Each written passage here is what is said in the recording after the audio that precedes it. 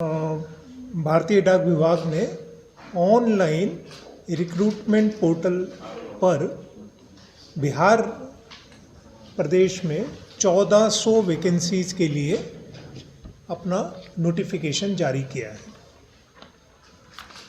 जो हमारे ग्रामीण डाक सेवक जो जनरली रूरल एरिया में काम कर सकते हैं, दो कैटेगरी के लोग होते हैं, एक पोस्टमास्टर होते हैं और एक असिस्टेंट पोस्टमास्टर का काम करते हैं, बीपीएम और एबीपीएम असिस्टेंट ब्रांच पोस्टमास्टर।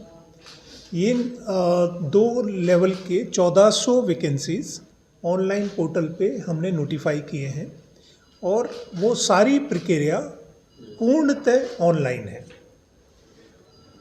जो भी कैंडिडेट इसमें इंटरेस्टेड होते हैं वो लोग पोर्टल पे जाके अपने फ़ोन नंबर और ईमेल से रजिस्टर कर सकते हैं। ये क्या एपीएल और बीपीएम ब्रांच पोस्टमास्टर एवं असिस्टेंट ब्रांच पोस्टमास्टर,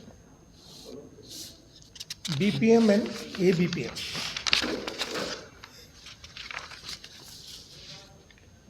उनके फ़ोन नंबर और ईमेल आईडी के हिसाब से उनको रजिस्ट्रेशन हो जाता है और बहुत ही छोटे अमाउंट 100 रुपये से वो लोग अपना एप्लीकेशन उसमें डाल सकते हैं। जब आप अप्लाई करते हैं, जो भी कैंडिडेट अप्लाई करते हैं, उनको केवल अपना एक लेटेस्ट फ़ोटोग्राफ और अपने सिग्नेचर का इमेज अपलोड करना होता है और जो उन्होंने एजुकेशन, उनकी क्वालिफ़िकेशन है, उसकी डिटेल डालनी होती है।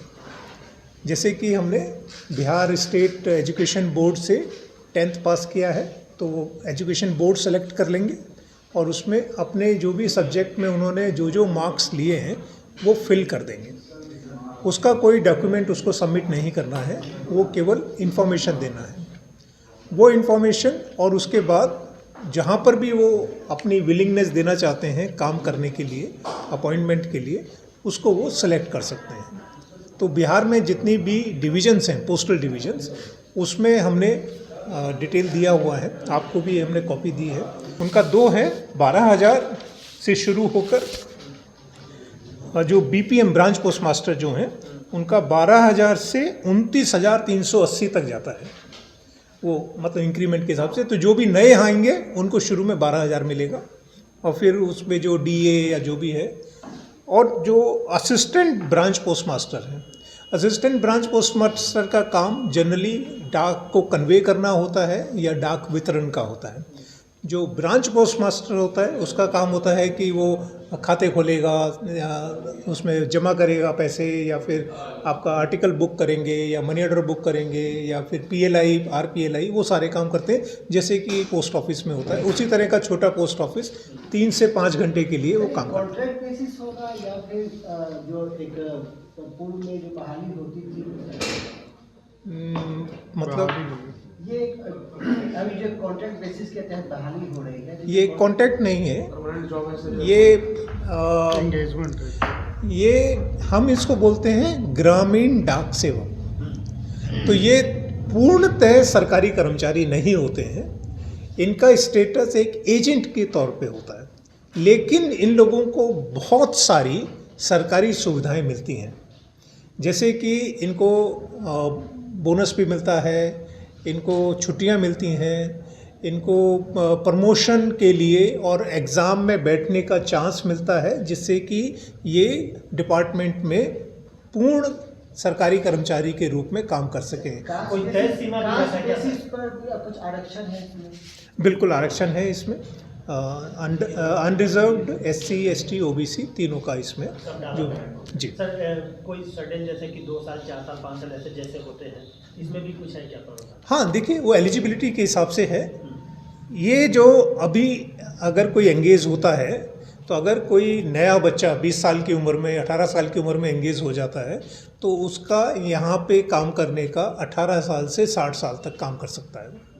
लेकिन मेरे को लगता है कि आजकल के बच्चे बहुत स्मार्ट हैं, इतनी अच्छी एजुकेशन लेके ज्वाइन करते हैं, तो उन लोगों को बहुत जल्दी मौका मिलता है कि वो डिपार्टमेंट में एग्ज़ाम दे के पोस्टमैन, क्लर्क, और पोस्टमैन क्लर्क बनने के बाद आगे की भी वो उसमें उन्नति कर सकते हैं, प्रगति कर सकते हैं। तो मेरे हिसाब से एक लोकल लेवल पर, नियरेस्ट लेवल पर काम करने का बहुत ही अच्छा मौका होता है ये। और डिपार्टमेंट के साथ जुड़ते हैं, डिपार्टमेंट के साथ में फिर आगे वो काफ़ी आगे तक जा सकते हैं। डिस्ट्रिक्ट या सब डिस्ट्रिक्ट हेडक्वार्टर से 10 किलोमीटर, 20 किलोमीटर, 30 किलोमीटर भी हो सकता है। तो उनको अपना एरिया अपनी सहूलियत के हिसाब से, कन्वीनियंस के हिसाब से चूज़ करके उनको डालना पड़ता है।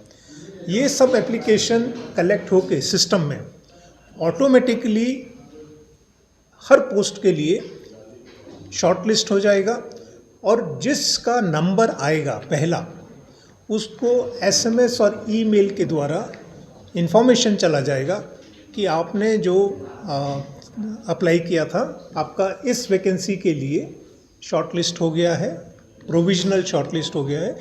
आप अपने डॉक्यूमेंट जाके वेरीफाइंग अथॉरिटी से वेरीफाई करा लीजिए।